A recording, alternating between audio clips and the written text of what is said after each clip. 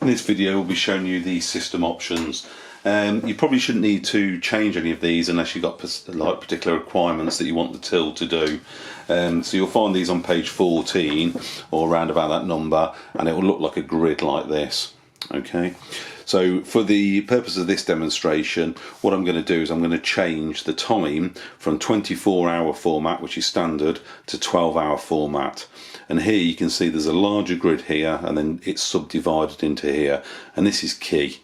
So for example, the bold given here is the default, so the machine is currently set to 24-hour format, and here you can see to the left of it my system option is number 4, and the default is 0, which makes it 40, and I'm going to change it to 12-hour format, which is 41.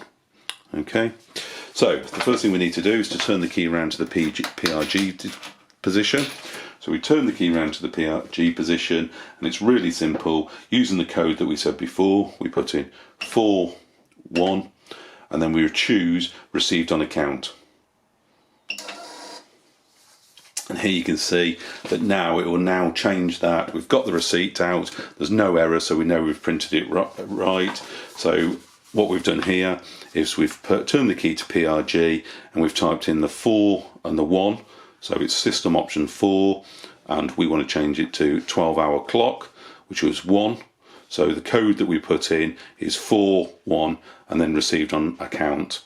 If we want to change that back, it's very simple. So I want to put this back into 24-hour clock, so it'd be 40. So in the PRG position, I would type in 40 and press received on account, and that would put the clock back into 24-hour. Now each one of these options is done in exactly the same way.